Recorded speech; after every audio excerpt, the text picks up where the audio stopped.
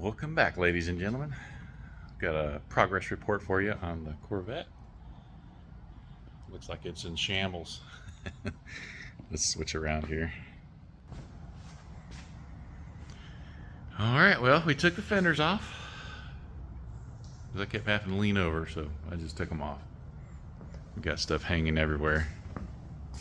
As you can see, the engine is back in. Transmission, it is back in.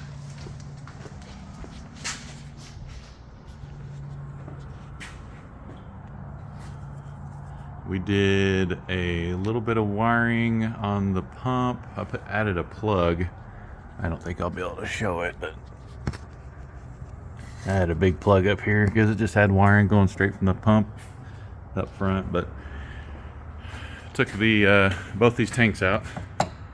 Took this tank out and the other one over there and ohmed them out just to make sure the floats, the float was working on both sides. And we got those ohm readings now. We cleaned out this filter. Barely had anything in it. It was pretty clean, good shape. It just brought me some new brakes to put on the front. These rotors are about a millimeter away from being too thin. They get pretty ridged, so they're going to get replaced. And the engine, we did the trunnion kit and the lifters, which I'll show here. Right, gonna work on this trunnion kit. Got a couple of washers, kind of just spacers. And we'll need 2 snap rings and 2 bearings and 2 washers, and of course the rocker arm. So we got to place there's a little writing on there. Place it out. This is an arbor press, by the way, in case anybody was curious. Makes this job really easy. Shove it right in there.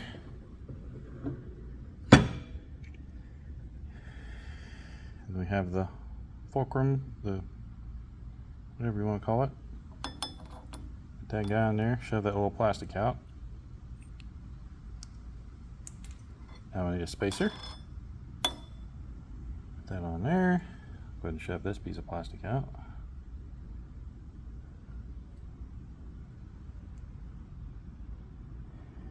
And the letters go out. Use the other washer. Shove it right on in there. Boop. Easy peasy.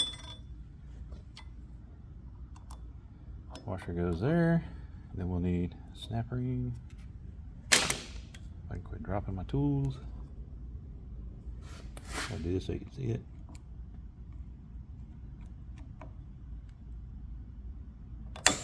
Whoop. Pliers a little wore out.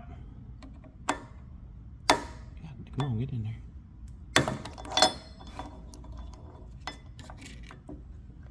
There we go. And another washer.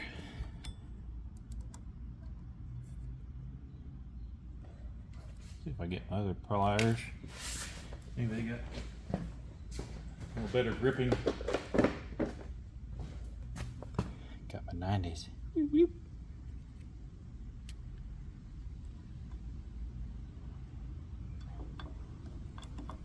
There we go. That was much better. A little bit of side and side, just a little bit. Perfect.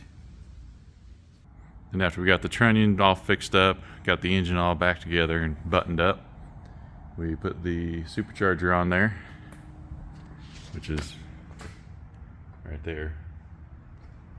But we had to line up all the pulleys and stuff to make them look to make them, you know, no alignment issues. We don't want any issues for the alignment. We did that, and I'll show that now. Got this really cool tool. I showed you guys it on the last video, but made by Gates, 91075, and it is a belt alignment tool. I'm trying to get this pulley lined up with this idler. That's what A A wants you to do first. Line this one up with that one, and then once you get the whole bracket on the engine, then you line it up with the crank. And I would have to say this sucker is pretty well lined up.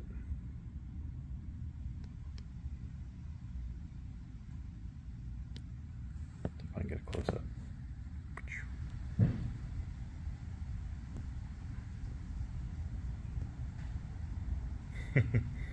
Pretty perfectly lined up.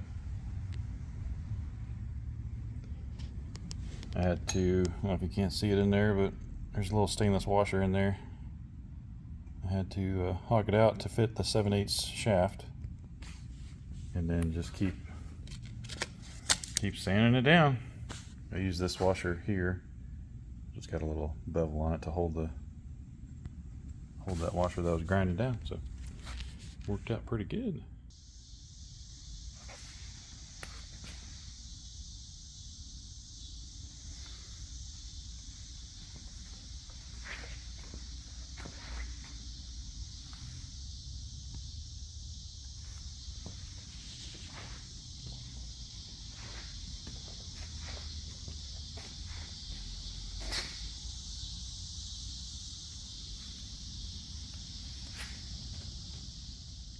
And then after we got that all mocked up, we took all the supercharger stuff back off, obviously, because it's on the table.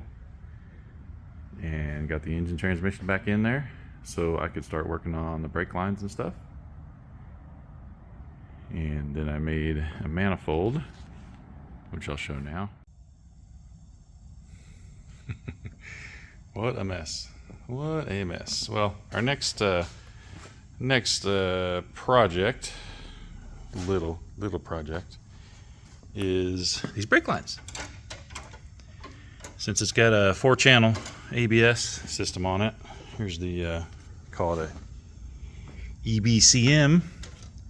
Normally go right there. That's what controls the anti-lock brakes. We're deleting this guy. Don't need it. Need more room than we need it. Plus race car.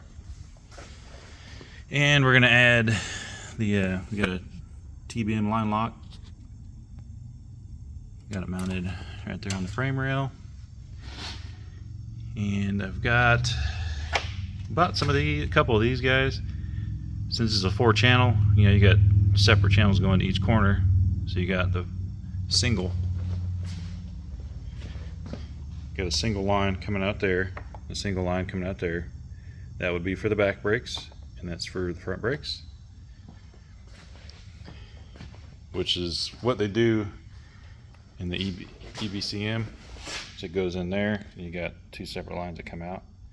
Goes in there, 2 separate lines. So basically, this guy, one coming in, one coming out, or 2 coming out. I've got 2 of them. But, I don't know, they don't look very good. I don't like them.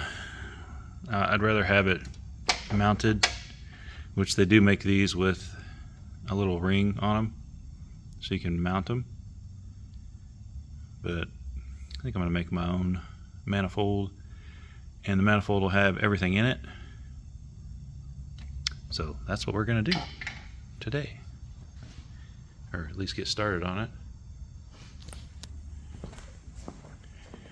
Got a little chunk of aluminum here from another project, just leftover piece. So I think I'm going to go in, and then we'll have 2 outs here on each side for, you know, these will be for the rear brakes, these will be for the front brakes.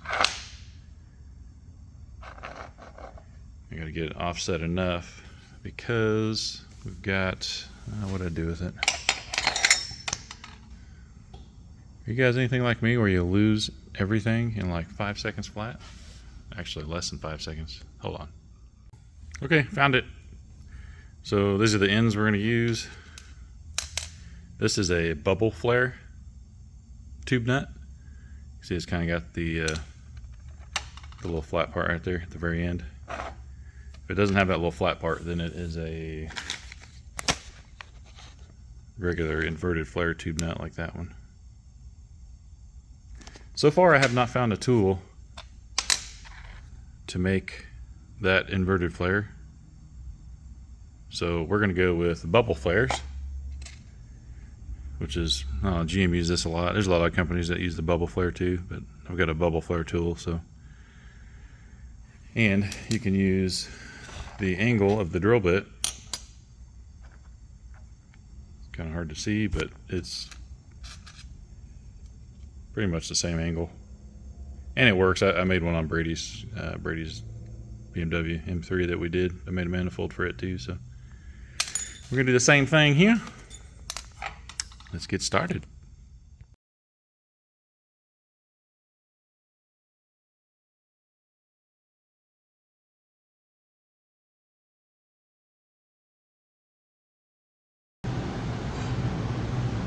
Okay, got my holes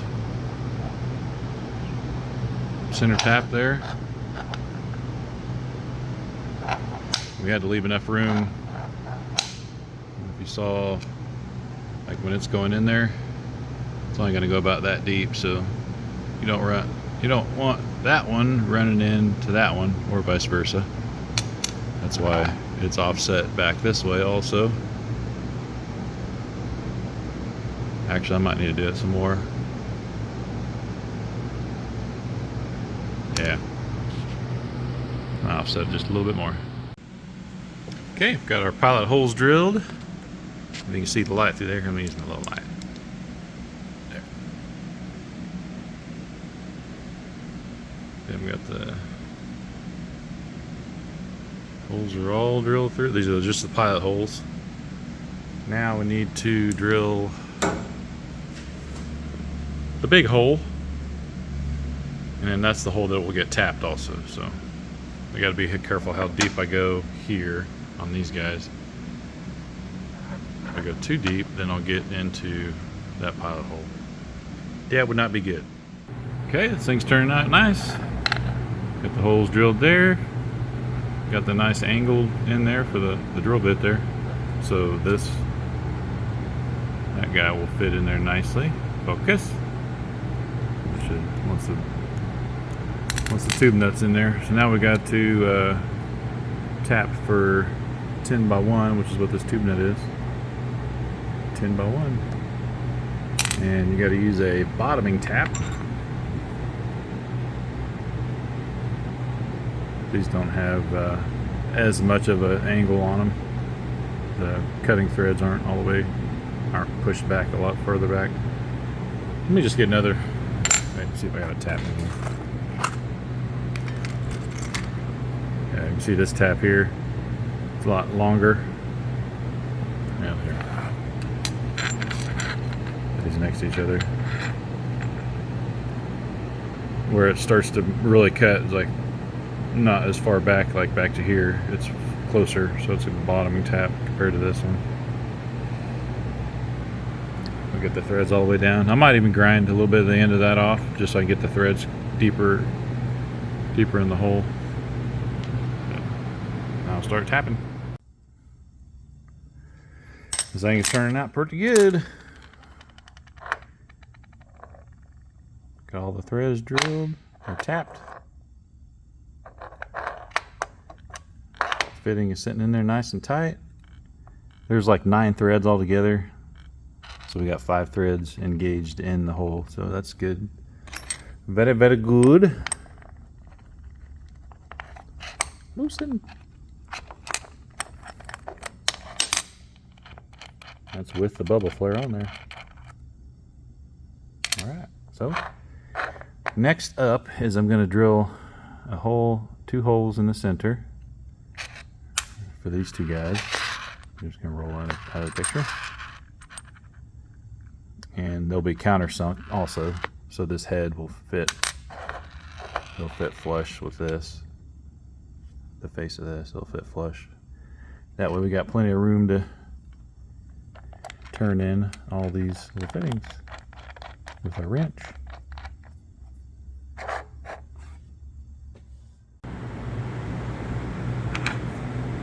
I like it. Turning out nice. Had to sacrifice the drill bit. Where'd it go? Initially drilled these with just the regular drill bit, and then to get the flat part, I just ground down my drill bit. So, sacrifice. It'd be alright. They're not completely countersunk, but it still looks pretty cool. Looks pretty cool.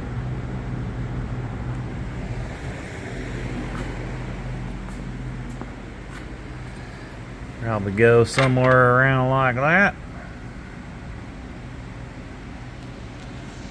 Got like a little 90 going right in there for the front brakes. And wherever we decide to put the proportioning valve, it'll go into the other side.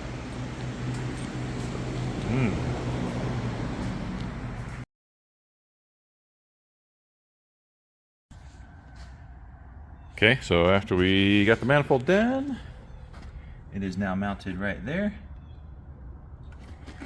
And we've got the TBM line lock right there. I'm not sure where I'm going to put the portioning valve. Just thinking about maybe somewhere over in this area. I don't think there's a whole lot of, I could put it out here somehow, maybe down here out of the way. But yeah, like I said, I think I'll make this the front brakes. That'll be the in and the out to both front sides, and that'll be the in for the rear brakes and then out. But they've got to go through, the front brakes have to go through that line lock first, because that'll lock up the front brakes when he pushes the button, or when he pushes on the brake pedal and then pushes the button to hold the pressure. And then the line lock needs to be plumbed in to that guy first, and then plumbed into here, and then go out to the back. Since we're going to have a little bit of a skinnier tire up front, we don't want a ton of braking up front, because the bigger, stickier tires will be on the back. So yeah, if you have big brakes up front and you try to stop with skinny tires, it's just going to lock them up. No bueno. And I got found some really cool fittings. Let me pop this out of the bag real quick. Okay, got all these fittings out of the bag. So these are going to go onto here. And I needed them because these lines are M12, and they actually take a 1/4 inch line. Right, here's the, yeah, that big dude there. And it doesn't have the ABS anymore, obviously, so we don't need the big line. So we're just going to go with the 3/16 stuff, and it's way smaller. And the 3/16 is not going to fit that flare inside there. I mean, I don't want to risk it. I mean, it kind of fits, you know, the inverted part there, but it's just right on the edge, and I don't want to risk losing the brakes. So we're just gonna, I found these which have the 3/8 by 24 flare in there, or inverted flare. So just have a line coming out the bottom on each side, and it'll just convert everything over to 3/16 straight from the get-go. So that'll be nice. It took a long time to find these guys. I'm gonna install them real quick, see what they look like. I like it.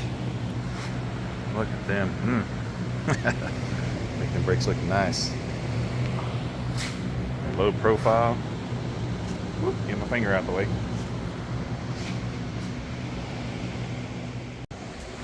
You guys almost missed it. Almost crimped that bubble flare without that nut. God, I probably do that almost every time.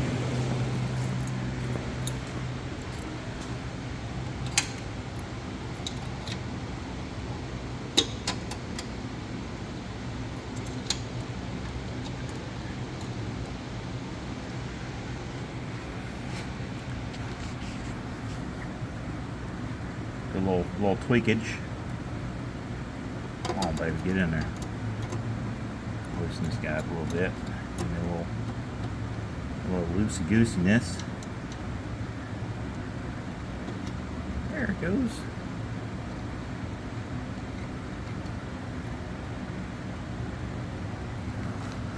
One down, 500 million to go. Alright, we got all the brake plumbing all finished up and done. These are the factory brake lines. I just kind of massaged them around and used the bender and was able to reuse those, except for that one there. Had to make a new one there, but it just connects farther down the way. But it, yeah, these brake lines had like a plastic coating on them, which it just put a little torch on them, melted right off. Probably throw a little black paint on there, make it look pretty again. But we got all those brake lines on. This is the portioning valve. Goes up and over, in, and then out, out. And the line lock, up and over, out, out to both front brakes. I had the portioning valve here before,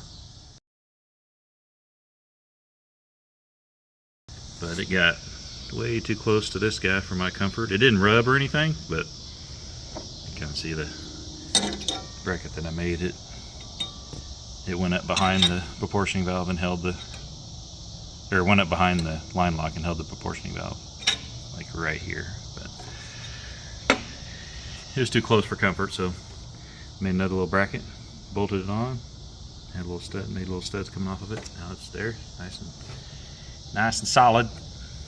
Also made this little guy right here, just in case this belt wants to break.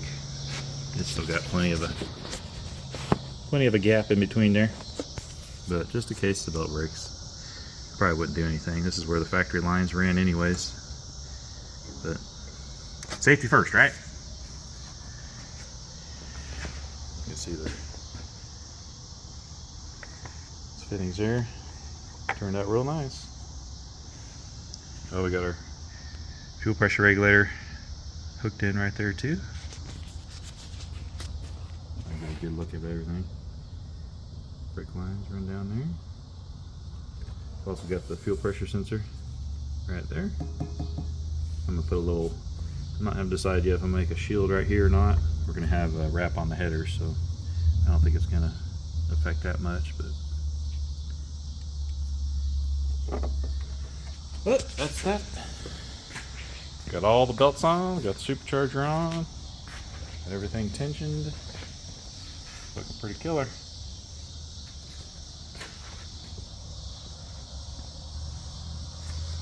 I really like this system here too, from A A Corvette.